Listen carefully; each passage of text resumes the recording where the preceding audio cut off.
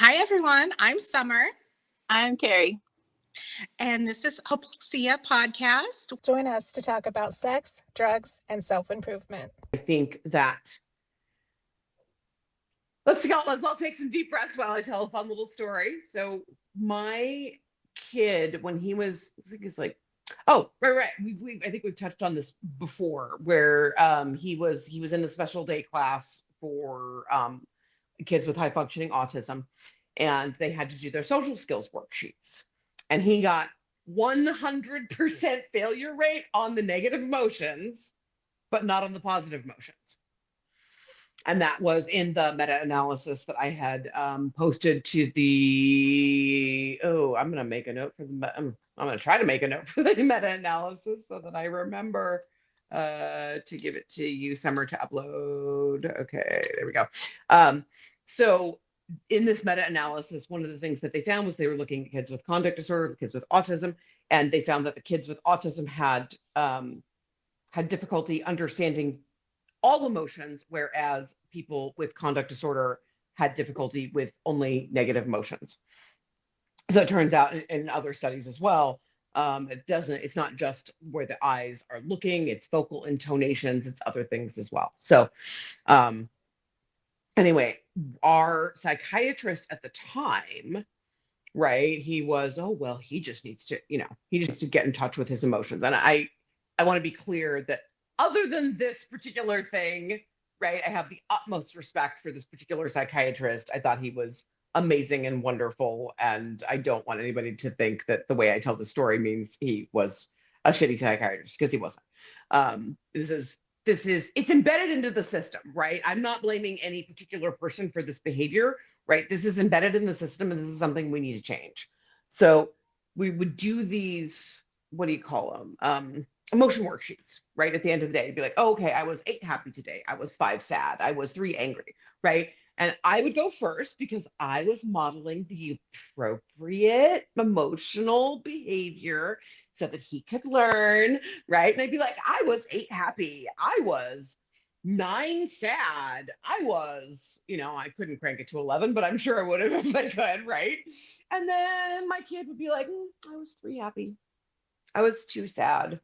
I'm like, and we would kept saying, he just needs to get in touch with his emotions, right? And in our arrogance, we assumed that the way we saw things was correct and that he was not seeing things correctly, except he was giving us a fucking weather report and we just wouldn't listen. Yeah. His numbers never deviated. They were always between 2 and 4, sometimes maybe a 0, right? But he always existed between a 2 and a 4. Like, that was just where he lived, and it never changed. And in our arrogance, we assumed that our perception was correct and his was incorrect.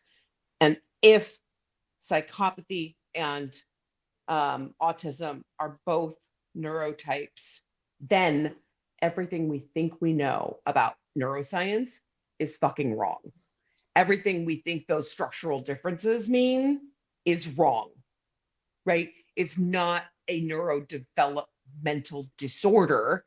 You are looking at these structural differences, and rather than understanding it is a difference that is naturally occurring and necessary for humanity, by the way, absolutely necessary for humanity, we assume that anything that has a different structure is wrong and therefore bad and needs to be fixed. Yeah, and I think that's typical of the way that science works today. Is there's this huge ego problem that a lot of researchers have. They have a bias towards their own conclusion, and they don't they don't think widely enough, or imagine that there could be other possibilities. They focus in, they use conclusion bias and a number of other biases, and confirmation bias. Sorry, not conclusion bias. And it's there's and publication bias too. Yeah, and then there's they're missing out on the what if. Like, well, what if it is this? Why not do the research? Why not look into it? Why not why not check? It's part of the scientific process. You've got to have you have to have your baseline. Yeah. But like we don't understand as much as we think we understand. And there's that ego portion that comes into that. And it's just it's kind of unfortunate. Somebody comes up with the idea and everybody says, no, it's not possible, until somebody makes it possible.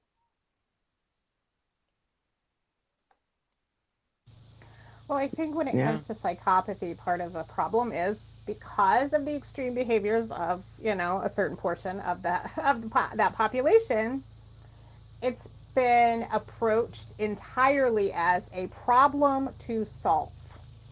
Yeah.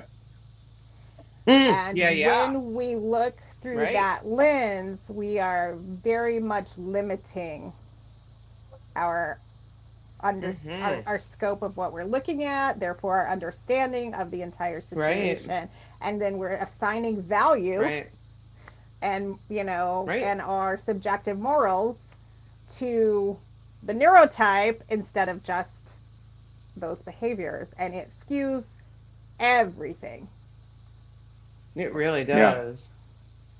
So, bro, you mentioned to me The Good Doctor last night. So I still haven't seen it, but correct me if I'm wrong, but it's sort of because I haven't seen it. But it's sort of like a Doogie Howser kind of a concept, right? Like he's basically younger and has autism and is I mean, is that accurate? Is that it's an interesting show, and it's kind of like Doogie Howser and House had an autistic kid, and and this he's brilliant. He sees things that other people don't. He gets called out by the hospital staff. They go through different management at the hospital because he does things that some people would consider are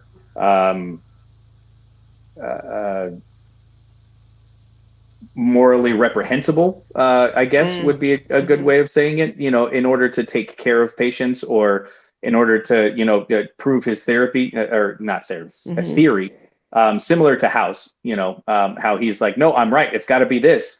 And and so it was very interesting, and is an interesting show. I'm gonna have to watch this now. It's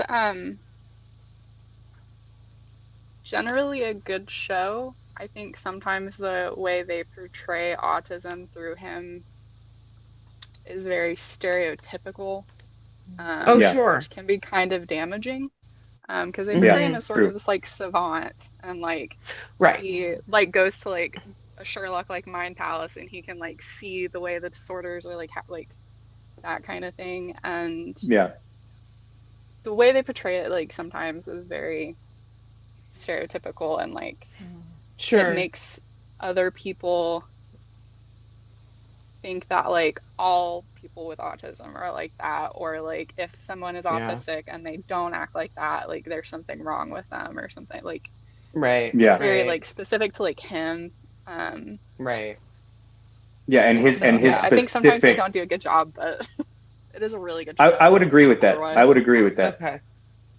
Yeah, and that same actor is the main actor in Bates Hotel, which is I was gonna say, I guess he specializes in portrayals of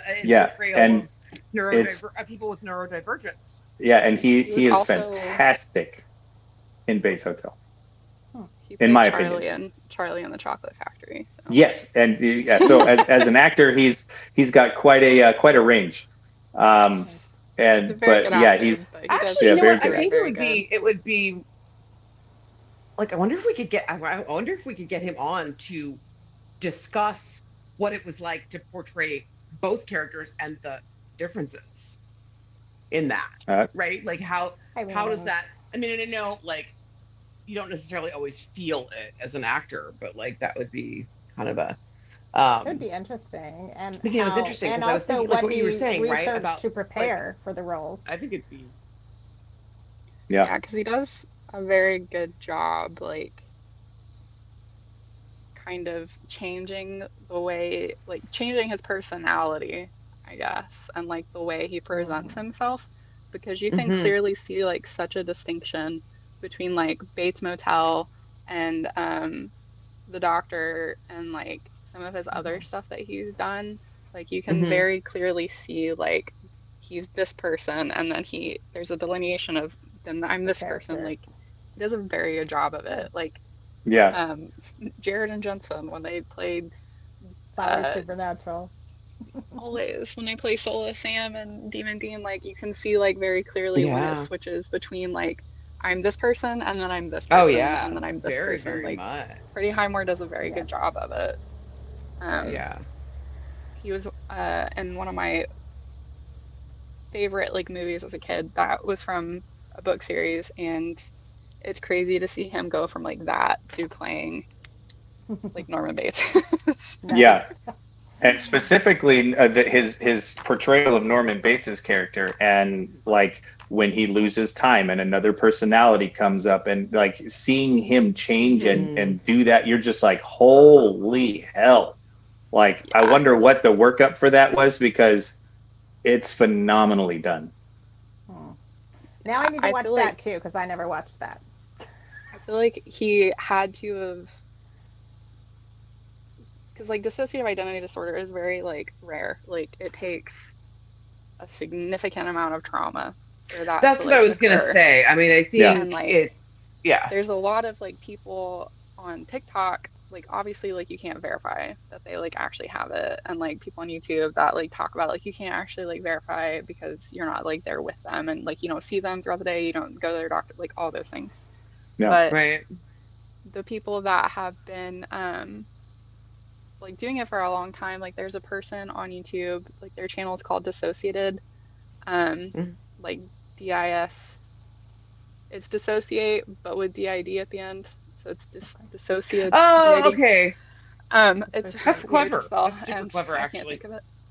But the person that runs the channel, they and all of their alters like run it, and I feel like Freddie Highmore had to have watched like something like that or read like a bunch of studies like it, because you can see like in the time of them doing like an hour-long video on YouTube or while they're streaming live, you can very clearly see like when their alters change and change like to who, because the way they hold themselves and the way they speak, the way their mannerisms are, like you can very clearly see when that shift happens, and it's really odd to see as someone like that doesn't have that and doesn't have people in their lives like that. It's very odd to see, like not odd in a bad way. It's just like different. Yeah, it's one jarring. of the things it is. I don't know if you guys ever read When Rabbit Howls. I think it's Trudy Chase. Do I have that right? Oh, hang on. Also make another note for that. But one of the things in the story When Rabbit Howls is that this is a woman, she's gone through significant trauma as a child, and hilarity ensues as she's a grown up. And one of the things, like as she's kind of figuring out what's going on, this is like, I mean, I think she was basically like patient zero for dissociative identity disorder, or one of the first like major. I mean, I think there was maybe the first one. Was that All About Eve? Anyway, doesn't really matter. She was one of the sort of, maybe she's definitely a seminal patient. Let's put it that way. So she's a seminal patient. And one of the things that would happen to her is as she was driving, right, she would notice she kept constantly having to adjust the rear view mirror. And somebody finally pointed out, people don't adjust the rear view mirror. You get into the car, you set the rear view mirror, and then it stays that way. You don't constantly readjust the rear view mirror unless your posture and how you're holding yourself and carrying yourself has changed so significantly that you have to move the mirror. right? And so it can be oftentimes these little, I mean, the devil's in the details, right? Devil's always in the details, right? And so that's, I mean, it's those little details like that. And actually, I'm gonna be really curious. I'm gonna go watch the a few videos from that. I'll send her channel link to you guys because oh yeah, please do. Like, I'm super curious. They've been on YouTube for an extremely long time. I've seen them go through like multiple main like fronting altars because a lot of times like as they work through like trauma through like therapy and treatment, like years of it, like their main altars can change and they can merge personalities and merge altars and like split again, like if something else happened. Like there's a lot that can change like how the altars present and like who's there and like who's like merged, who's not, who comes up, who leaves, like all kinds of things. And it's been fascinating to like watch, and they're very like open with their journey and like talking about it, and they'll do like dedicated videos to an altar and like have little series going for different ones. It's so fascinating. And they're all very good at like different things. Like some of them will be able to like draw, other ones like they draw like stick figures. Some of them want to wear like a crap ton of makeup and like express themselves that way and like do all those things. And then other ones are like, I'm gonna wear a baseball hat and basketball shorts and we're good. Like it's very interesting. Even like the way their voice, like their accent changes, like they're British, like main altar is British, they're from England. But you can hear like when altars front like a change and like their intonation and like their accents can change. It's really, really cool.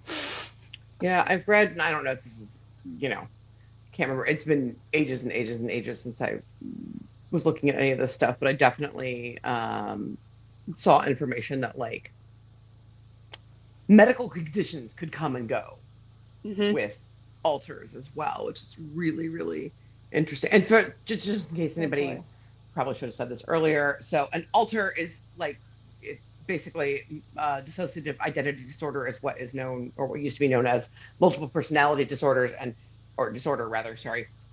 And altars are just, there's more than one in there, right? Yeah. And I think it's interesting that you were talking about, and this is actually a perfect segue to where I started going, I don't know, 15 minutes ago or whatever.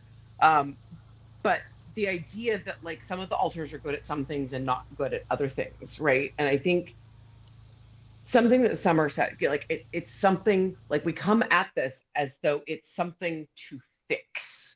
And so this is why I asked about the good doctor, right? Because people will often say, like, oh, we need to socialize our kids. Well, fucking why? Why? Why wouldn't you take the Doogie Housers or the Houses or the good doctors? Why wouldn't you take them and let them expand on their strengths? Why do you need to teach them to look somebody in the eye and appear to have some sort of an emotional response that they don't? Like, why can't you? I mean, obviously, a certain amount of like maybe somebody's bad at math and you still need to be able to balance your checkbook, right? I mean, like, let's not be kind of, overzealous about it, right? Like, not teaching somebody with dyslexia to read is probably not like, don't, ignore things like that are probably, fairly important to foundations. But why can't we give them a pathway to excellence that is going to play to their strengths and allow them to be the person they were already born, rather than trying to fit a square peg into a round hole, or vice versa, right? Like, why can't we have Doogie Howser when he's 16? I mean, my God, you could have, like, for those people, so your brain, I mean, obviously it's like most neuroplastic when you're a kid, but when you're a teenager, like when you're like 15, 16, like that sort of general area, that is when your brain is most neuroplastic to be able to absorb these higher concepts, right? Like if you could have somebody who was doing their residency when that was already their strength, and they were doing their residency and seeing cases when their brain was like that, holy crap, do you have any idea the advances that they could take, the care they could provide, especially in the world we're living in now, right? The insights they could give to AI so AI can help do the things, right? Like, we could change the world. The socialization idea is an interesting concept, because I think there's a big misconception there. I'm a professional dog trainer, and I work with behavioral modifications. And so a lot of the stuff that I do with the dogs that I train is along the lines of cognitive behavioral therapy. And one of the things that I tell clients a lot is socialization doesn't look like what you think it looks like. It doesn't mean taking your dog out and letting him play with everybody. It doesn't mean that. It means taking them out, giving them a set of rules, teach them the basics, and then require them to be good and behave around other things. Everybody doesn't need to be their best friend. They don't need to go and play with every dog they see. They don't need to go and get pet by every stranger they meet. But what they do need to do is not be leash reactive to those people, not try to, go bite them to create space, things like this. So I think the idea of socialization, within our society is everybody needs to be your best friend. You need to be friendly to everybody. And you're like, well, everybody's not friendly. It's okay that they're not friendly, but it is necessary for them to learn how to live within a respectful boundary around other people. And so, I think that there might be, a big misconception there, the way that people think of it, because it isn't necessarily what people think it is. I think you're absolutely right. Because when we talk about that, that's mostly what people are talking about is basically trying to train children to behave in this one certain way. And we do end up limiting their ability to excel in, the gifts they have. And there's also a flip side to that, and I see this over and over when people talk in the group, is a lot of times when we're, and we did mention this earlier, of they do over and over and over trying to coach these kids how to have empathy and this and this and this, and basically we teach them how to mask and pretend to have emotions they don't necessarily have. And we are actually creating a more successful predator when we do that. For the ones who have those inclinations. There is that. And also, holy crap, like you were talking about the similarities, right? What do both autism and psychopathy have in common? I mean, okay, I guess we can. Sorry, I'll leave you a little. You want to pull up a list? Right, but do a side by side. But people with autism and people with psychopathy do not. They cannot even with the commonplace lying that people do in social situations. We simply fucking cannot. And whether that's we can't comprehend, why did you ask me how I'm doing if you don't actually want to know the answer? The social you wanted niceties. Me to say fine. Yeah. Not tell you that my dog just crapped on my shoe and then my grandmother puked up. You know what I mean? That's not what you. Well, then don't fucking ask me how I'm doing, right? Don't ask me a question you don't want me to answer. To answer truthfully, yeah. Because if you give a truthful answer, to somebody that as an acquaintance, they're like, "How you doing?" You're like, "Well, I'm actually doing pretty shitty. I got a lot of crap going on in my life right now, and mentally I'm struggling. How about yourself?" Yeah. Yeah. Don't ask me if that's not. Yes. I have started answering those questions honestly.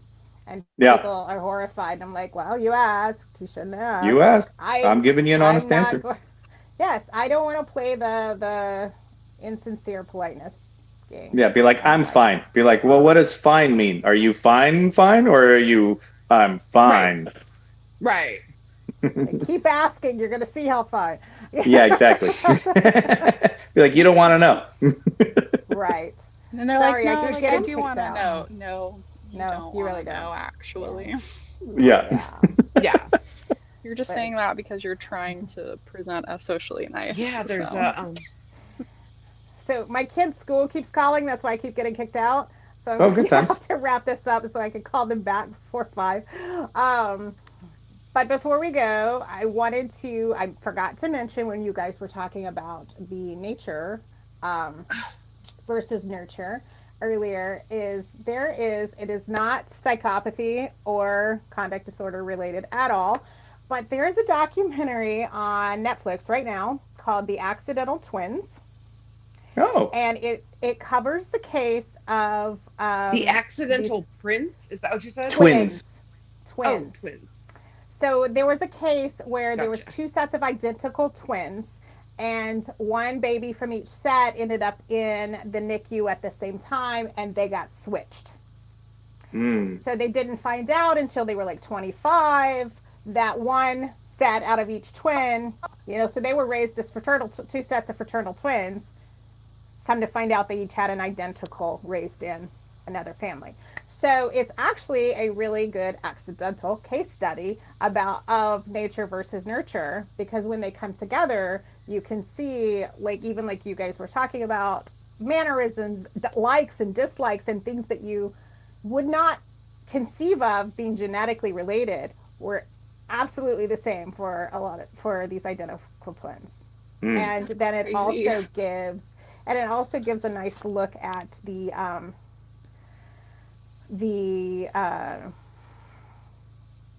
of course nurture, as well as also access, right? Opportunity, that's the word I'm looking for. Opportunity, right?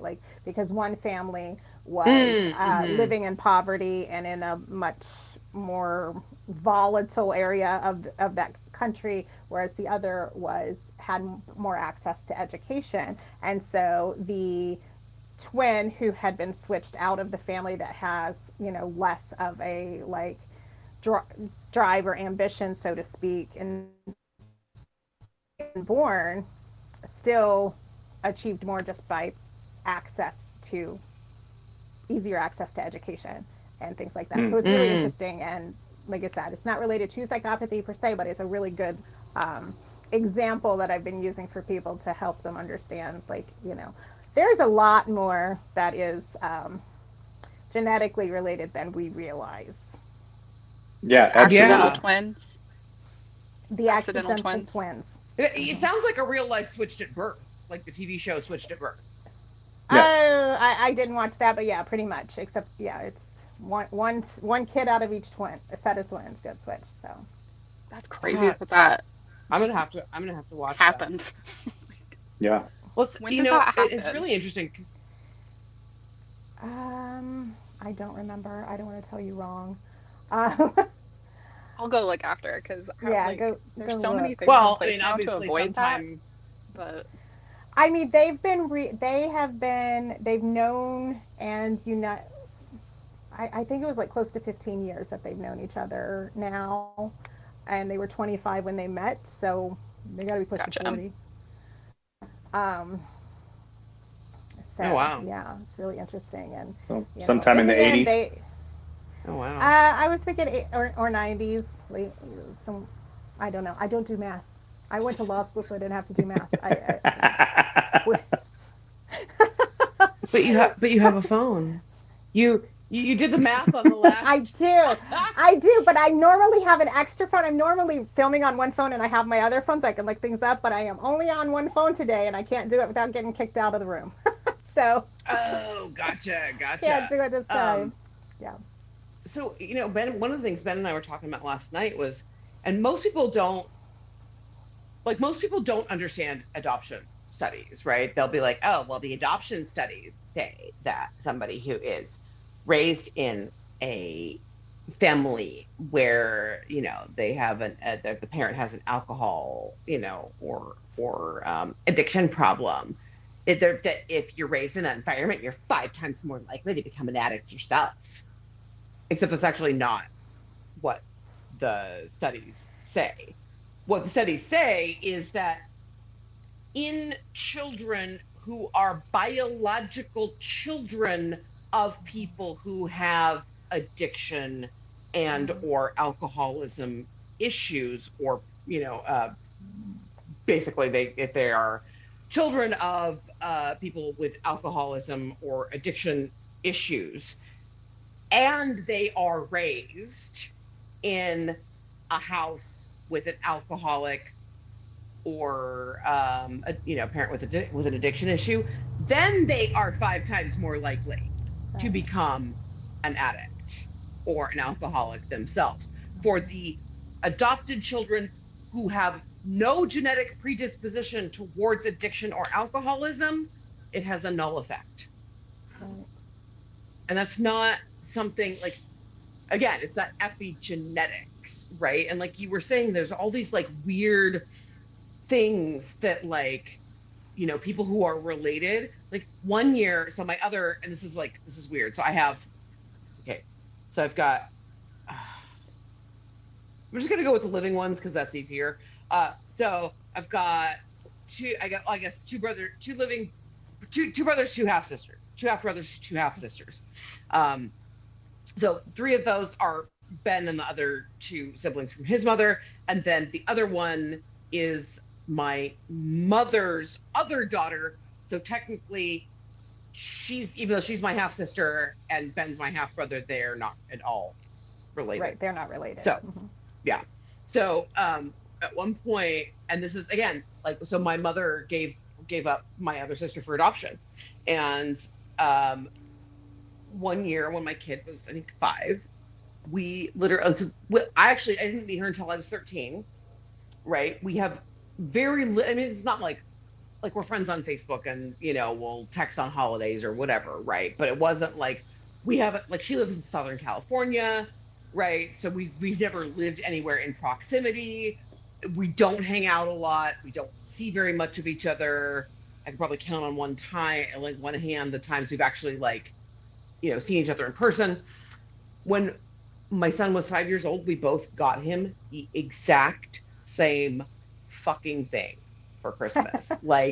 Exact. And it was like a weird ass thing too. It wasn't even like stuff that normal parents were getting their kids. It's like, whoa. But when Ben and I first met, we were, I think you were going to take us to, I think it was Forest Lawn, right? Yeah, we went up to the Forest Lawn, Glendale. Yeah. And so I was like, okay, so do you know how to get there from here? And he was like, oh yeah, we'll just, hop onto the 410. And I was like, well, wait, why wouldn't we just take Sunset all the way down to get to and like mapped out all the backstreet. And it was like, I can't remember what, it's been ages now, but I was just like, well, I don't understand. Like, why wouldn't we just take this to until it turns into Western, and take that up to Los Feliz, and then take Los Feliz off to, and Ben's wife looks at him. She's like, she's been in town for 24 hours. How the fuck does she know all the back streets? And then she looks at me, looks back at Ben, and is like, she can do that weird thing that you can do where once you've driven someplace, you have a 3D map in your head for the rest of your life. Yep. Once I've driven there once, I can get there again. What the fuck? And I didn't even know, that I would never have noticed that if his wife hadn't pointed it out, because it was just it's something I've always been able to do, but I was the only person that I'd ever known who'd been able to do it. So I didn't even think, it would never even occurred to me to ask, oh, is this a thing you can do? Or his wife was taking pictures, and I have pictures of him making faces that I've made my whole face, or maybe a whole face, I've made my whole life, but nobody else in my family ever did. And I was like, I can even remember my grandmother, oh, don't make that face. It's ugly. Don't make that face. Yeah. It's ugly.